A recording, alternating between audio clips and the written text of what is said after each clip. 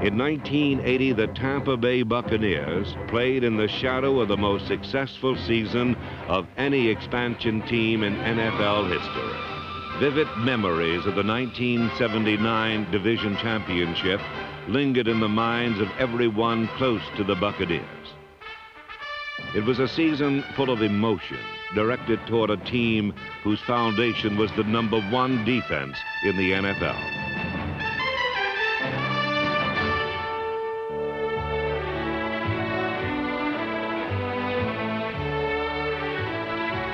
While the defense was the heart of the Buccaneers, the offense certainly did not take a back seat. Together, they carried Tampa Bay to a division title that was decided in the final game of the regular season. 19-yard field goal attempt. Neil O'Donoghue awaiting the snap from Steve Wilson. It is a low snap. The kick is up. Good! The Buccaneers are the NFC Central Division champions. This is quite a sight to see. A bunch of kids down there, they deserve it. The Buccaneers are Central Division champions. They go to the playoffs.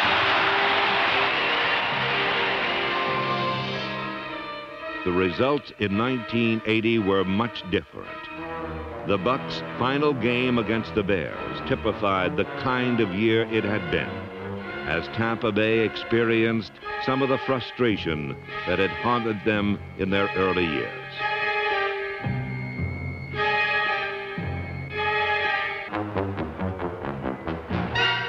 Ironically, where a final game field goal had propelled the Bucs into the playoffs in 1979, a blocked attempt in 1980 would leave the Buccaneers with a 5-10-1 record.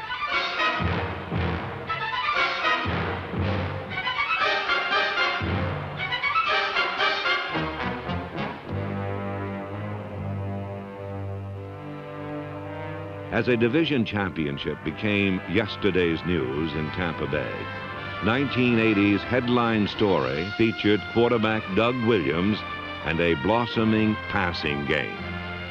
In 1980, Williams took a giant step toward becoming a top NFL quarterback as he directed an air attack that set Tampa Bay records in nearly every offensive category.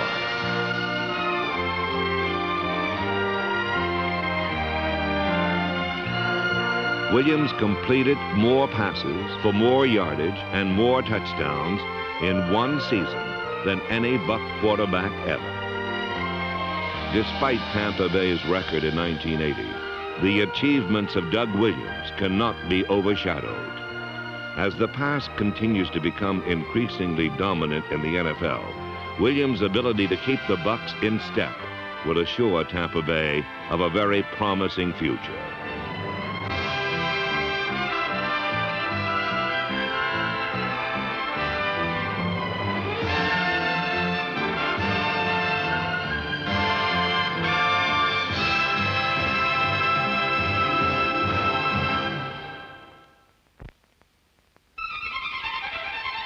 Tampa Bay opened its 1980 season at Riverfront Stadium against Cincinnati. Playing on a rain-soaked field, the Bengals' home field advantage proved no advantage at all.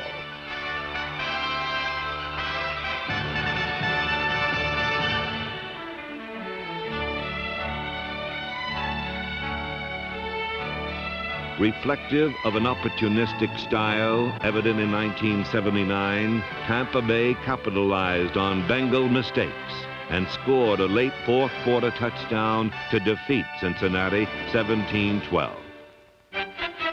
1 week later, on a Thursday edition of Monday Night Football, the Bucs played host to the Los Angeles Rams. A year ago, the Rams had denied Tampa Bay a trip to the Super Bowl, and memories of that loss were gnawing at Buccaneer minds, along with the anticipation of revenge. The Bucs immediately took the Rams by the horns as Tampa Bay's secondary stymied the Los Angeles passing attack.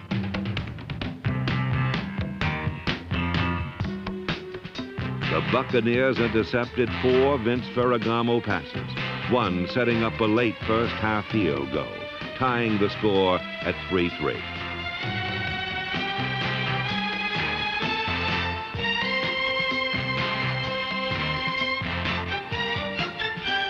However, the Rams carried a 9-3 lead into the final minutes of the game, at which point quarterback Doug Williams took matters into his own hands.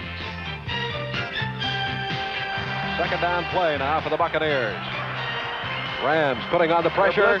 They are blitzing. Doug gets away from it. He's going to run it down to the 10. Doug to the 5. Hit head on. Keeps going. And he is still fighting his way to about the 1-yard line. What an effort by Doug Williams. Williams topped his effort on the very next play with a short scoring plunge. The touchdown and conversion gave Tampa Bay a 10-9 lead, but the outcome of the contest was still in doubt as the Rams threatened with only seconds remaining. Now we're getting in very dangerous territory. First and 10, Buccaneer 44 with 14 seconds to go. 10-9 Tampa Bay. Ferragamo getting no pressure, lets one fly for Waddy, and it's intercepted! Norris Thomas on the interception, and that should do it. Norris Thomas's interception secured the Bucs' second straight victory in what appeared to be the beginning of another winning season. But winning was something the Bucs could not get a handle on for the next 5 games.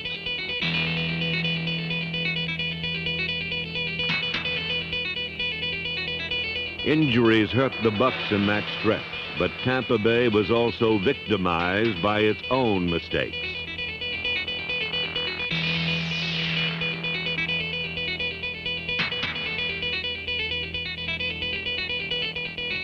Bewildered Tampa Bay fans watched their defense, which had humbled opponents a year ago, only come close in 1980.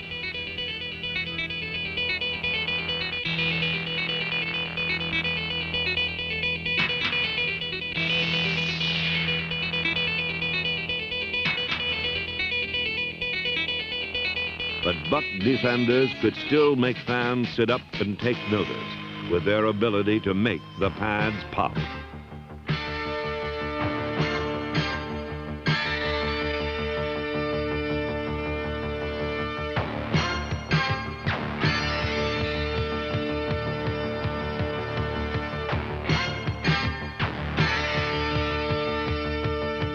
Anyone who says it doesn't hurt to be hit by a Buck defender has either never been hit or else was hit so hard he can't remember.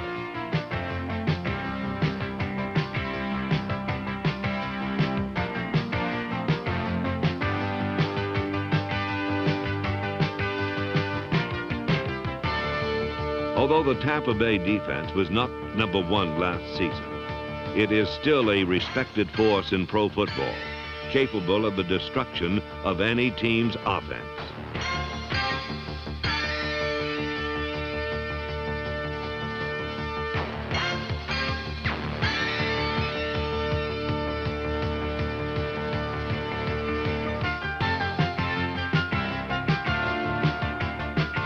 Cedric Brown, number 34, Danny Reese, Mark Cotney, Neil Colsey, Curtis Jordan, Mike Washington, and Norris Thomas constitute a hard-hitting secondary with big playability.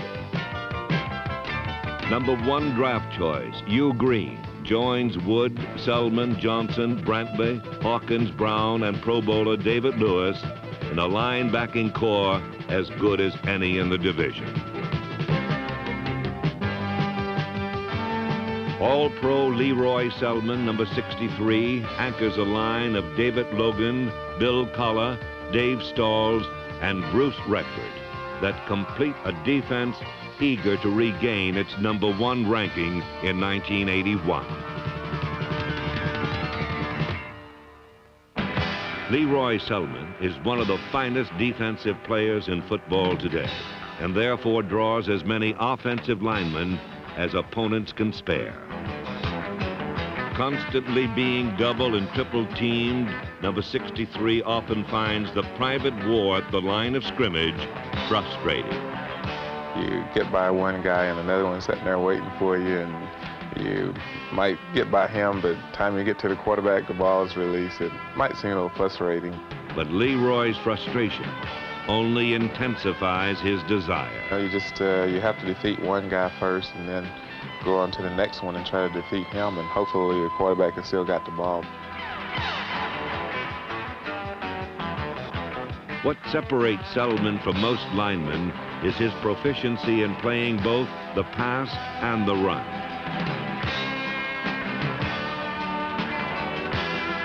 In 1980, Leroy led Tampa Bay in sacks, fumbles caused, and quarterback pressures on his way to being named the NFC Defensive Lineman of the Year.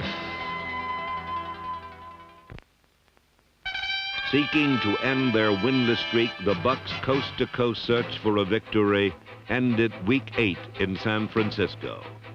Against the 49ers, John McKay's growing concern about a lackluster running attack was temporarily alleviated.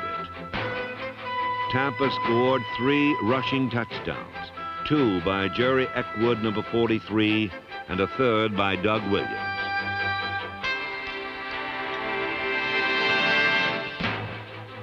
But with only 47 seconds remaining and the Bucs trailing by a single point, the victory rested on the foot of Garo Yepremian.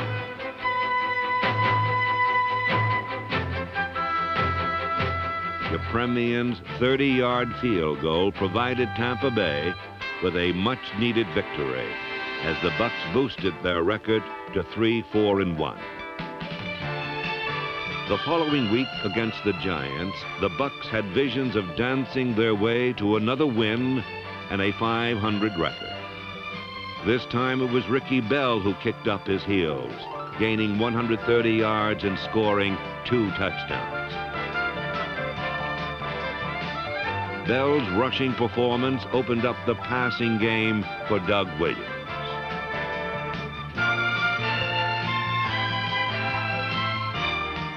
Tampa Bay defeated New York 30-13 and appeared to be making a bid for the division title.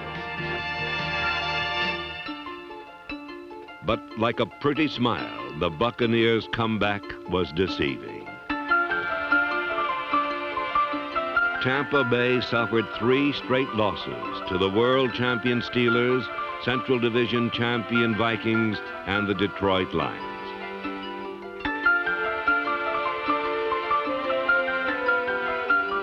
The losses turned the smiles to frowns and put playoff hopes to rest.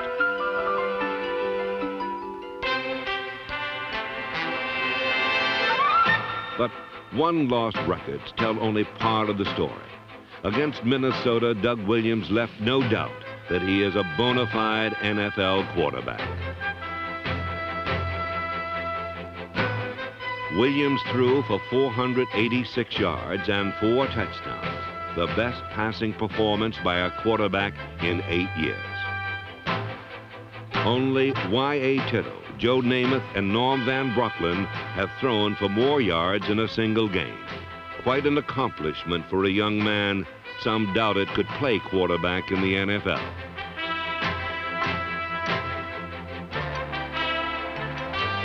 Williams' leap into the limelight of professional football in 1980 was due to a combination of his desire, raw talent, and a coach who saw the potential. We were in a position where we had no quarterback. We drafted Doug Williams to be our quarterback of the future. It was senseless for us to bring him here and set him on the bench and say, you learn. I don't think you learn anything by sitting over there on the bench. Now, you learn how to drink water or Kool-Aid or something, but you don't learn anything but except get out there and play. Play is exactly what Doug Williams did, and the more he played, the better he got. Williams learned quickly how to handle adversity, as well as the offense he quarterbacked. But the one thing number 12 didn't have to learn was how to throw the football.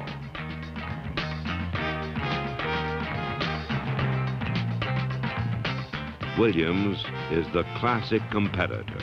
He can take all the punishment pro football can dish out and willingly go back for more. If the will to win could be rolled up into one bundle and set on legs, it would look like number 12.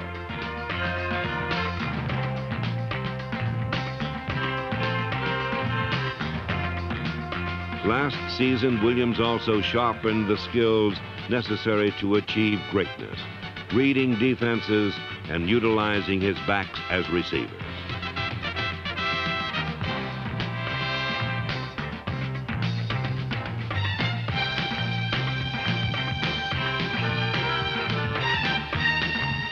But more significantly, Williams silenced the criticism about his touch, proving his ability to land passes in the arms of receivers with the subtlety of a butterfly landing on a flower.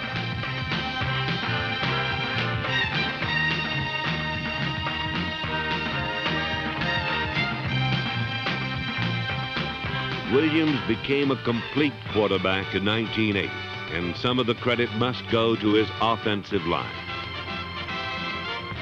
Charlie Hanna, Dave Revis, Ray Snell, George Yarno, Greg Roberts, Darrell Austin, Jim Leonard, and number 50, Steve Wilson, allowed fewer sacks than any team in the NFL but two.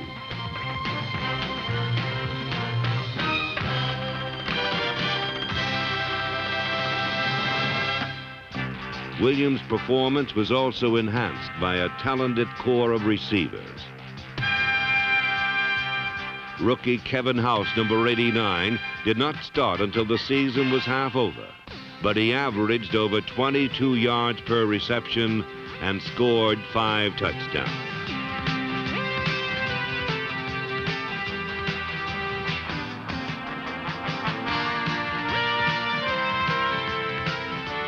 Teaming with House at wide receiver were Mike Schumann, Isaac Higgins, and number 84, Gordon Jones. Jones was quick to learn that the more a team throws the football, the more passes must be caught over the middle.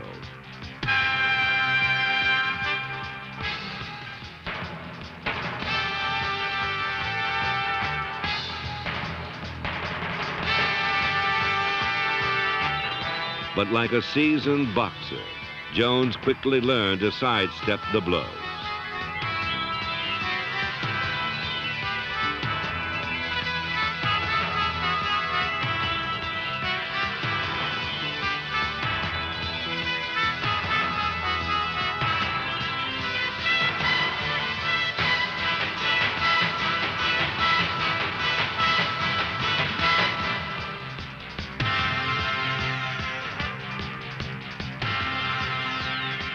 Jones was Tampa Bay's leading receiver in 1980 as he caught 48 passes to set a Buck record and scored 5 touchdowns.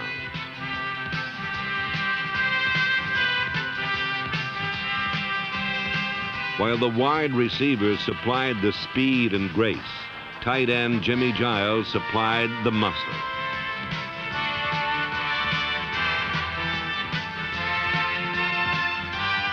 Number 88 caught 33 passes and led all NFL tight ends, averaging over 18 yards per reception.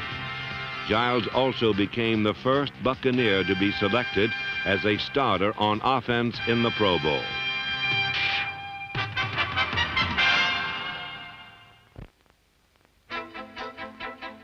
The more you win, the harder it is to lose. This was a difficult lesson the Bucs learned in 1980.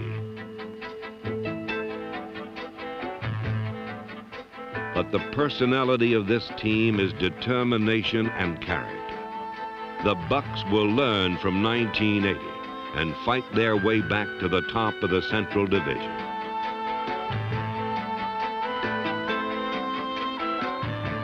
President Hugh Culverhouse has the utmost confidence that the man who made time stand still in Tampa Bay in 1979 will soon turn the trick again. But I still think we're on the right track, and I think that this team in the 1980s will win probably as many football games as most any other team in the league. The warning has been issued, and the NFL had better take heed.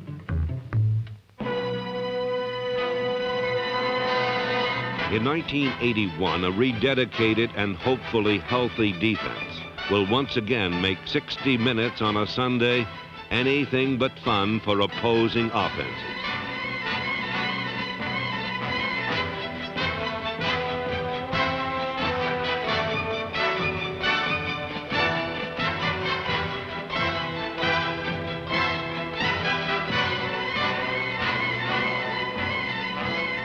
the Tampa Bay defense maintains the two integral parts that make defenses great: aggressiveness and the desire to hit.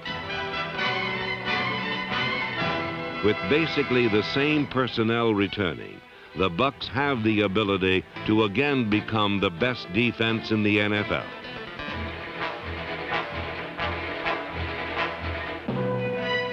Offensively, runners like Ricky Bell, Rick Burns, Johnny Davis, and Jerry Eckwood, number 43, provide Tampa Bay with the talent needed to help them win the division race.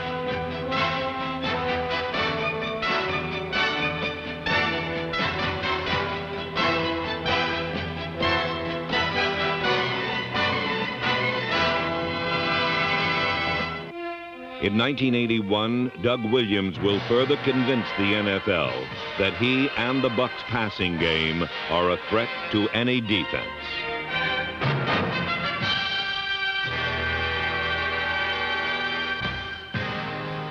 As Williams continues to grow and mature, so does the completeness of Tampa Bay's attack. It is said that football in the 1980s will be won or lost by the ability of the sleek men on the borders of the field and the mad bombers in the middle. If so, the Buccaneers should soar through the air with the best in the league.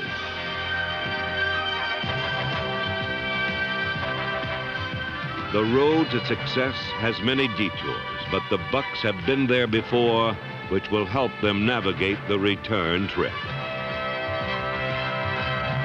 Their defense is aggressive and relentless. Their offense balanced and explosive.